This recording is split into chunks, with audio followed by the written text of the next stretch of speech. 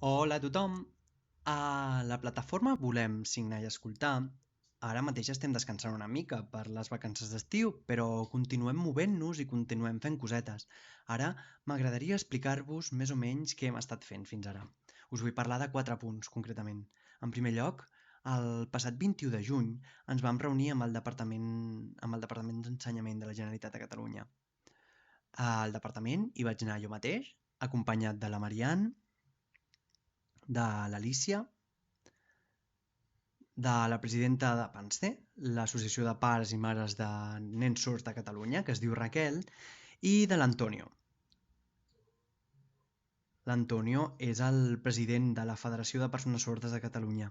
Tots plegats vam anar al Departament d'Ensenyament i ens vam reunir amb la directora general, la subdirectora i la secretària tècnica. Vam estar parlant, vam estar debatint i, sincerament, no va ser ni tan positiu ni tan negatiu com m'esperava. Vam estar negociant i al final vam arribar a un seguit d'acords, perquè tots estem d'acord en que estem tractant amb un tema molt delicat i que hem de treballar molt dur. Hem de continuar fent pressió. Al final vam arribar a un seguit d'acords. Primerament, i abans de tot, quant a la llengua de signes i els CREDA, si un alumne demana un intèrpret de la llengua de signes per anar a la universitat, per fer un cicle, per al batxillerat, per fer un curs qualsevol, no estem disposats a tolerar que es posi en dubte la seva legitimitat a l'hora de demanar-lo, perquè demanar un intèrpret és un dret fonamental, és un dret recolzat per la llei, s'ha de respectar, i no val posar excuses. Han dit que estan d'acord, però ja veurem, estan avisats. Al final de tot aquest debat van sorgir un seguit d'acords resumits en 8 punts. 8 punts que tinc aquí en aquest paper. Primerament, pel que fa a l'assignació d'intèrprets de la llengua de signes, és un tema sobre el que s'ha de continuar treballant per millorar. En segon lloc, referent a la nova direcció dels CREDA, que s'escullen per votació, tenen una filosofia molt oralista, molt, i van manifestar la nostra preocupació al respecte. Ens vam demanar que tinguéssim paciència, que estiguéssim tranquils i que els donéssim una mica de temps, que potser és bo que en parlem amb ells per contrastar idees i així millorar, i no és així, perquè no podem esperar més, tenim pressa, així que no estem disposats a quedar-nos quiets. Al mínim problema que sorgeixi, prendrem mesures directament. Ok? En tercer lloc, pel que fa a la pàgina web del CREDA, dona moltíssima informació sobre implants coclears i oralisme, però la llengua de signes queda marginada, no se'n parla clarament. Creiem que s'ha de modificar aquest sistema. Diuen que ja està, que tota la informació està a la pàgina web. Posen excuses i jo, sincerament, no estic del tot segur. La pàgina web s'ha de modificar. Això s'ha de canviar. Perquè l'objectiu és molt clar. L'objectiu és que tothom estigui informat de les dues modalitats de manera neutral. En quart lloc, la Jordina, que és una noia que col·labora amb nosaltres a la plataforma, ha estat treballant en un estudi sobre el bilingüisme i la comunitat sorda, sobre la situació actual. Ha presentat xifres i gràfiques i quan l'hem tingut preparat, quan l'hem tingut bé, li hem presentat al Departament d'Ensenyament i s'han mostrat molt interessats. Continuaran estudiant-lo perquè, curiosament, les dades que nosaltres presentem i les que presenta el CREDA no coincideixen. Això vol dir que potser hi ha alguna que no expliquen. A més, hem aprofitat per donar un nou punt de vista al Departament d'Ensenyament sobre el bilingüisme. En cinquè lloc, hem acordat organitzar properament alguna conferència o algun taller per donar a conèixer el bilingüisme i la comunitat sorda per tothom que vulgui estar, per qualsevol que es vulgui informar i així millorar la situació.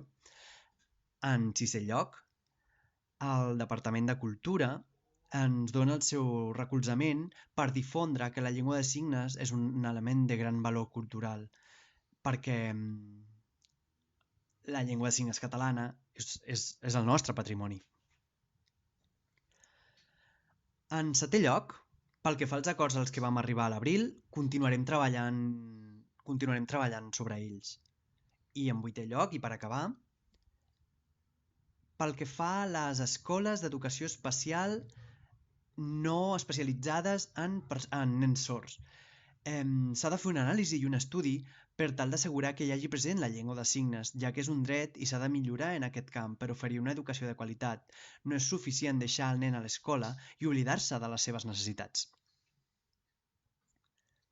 Bé, tema a part, la setmana passada, divendres o dilluns passat, més o menys, va ser escollida la nova directora del CREDA. Es diu Montse i el seu cognom és Anglarill. Ella diu que tot i ser partidària de l'oralisme, té la ment oberta al diàleg i que és capaç d'adaptar-se. Tenim els nostres dubtes al respecte, però ja veurem. És important que si veiem que la filosofia oralista continua fent-nos fora i amagant-nos, reaccionem ràpid i fem pressió, igual que hem fet pressió amb el Departament d'Ensenyament de la Generalitat de Catalunya, perquè ja s'ha acabat això de que ens trepitgin, ja s'ha acabat. Bé, un altre tema. El pròxim setembre organitzarem una reunió informativa. Esteu convidats a venir. Us informarem dels detalls del que hem estat fent fins ara i del que tenim pensat fer. A més, també podeu presentar les vostres idees. El dia, el lloc i l'hora us el comunicarem cap a la primera setmana de setembre, més o menys. Quasi per acabar, hem estat parlant i sou moltes persones que ens heu estat recolzant, però necessitem que continueu, que no us rendiu. Us animo perquè jo sé que és dur, sé que és molt dur aquesta feina, però hem de continuar sent forts, tenir paciència i continuar lluitant, perquè estem orgullosos al cap i a la fi, perquè si ens unim serem molt grans. Jo sé que alguns heu d'estudiar, alguns heu de treballar, però és igual, us animo a participar, oïdors, sords, és igual. Col·laborem tots junts i estiguem units, perquè tots tenim un mateix objectiu, la defensa de l'educació bilingüe i de la comunitat sorda, perquè és el nostre patrimoni, perquè hem de continuar lluitant. La nostra identitat hem de continuar cuidant-la, la nostra cultura hem de continuar cuidant-la. Continuem cuidant del nostre patrimoni. Hem de ser molt forts. Som forts i us animo a continuar sent forts. Continuem, perquè jo sé que és dur, ja ho sé, però al final ho aconseguirem. Segur que ho aconseguirem. Si us plau, us animo. Si teniu dubtes, pregunteu-me, no hi ha problema, d'acord? Una abraçada, un petó molt gran a tothom i a reveure. Bon estiu!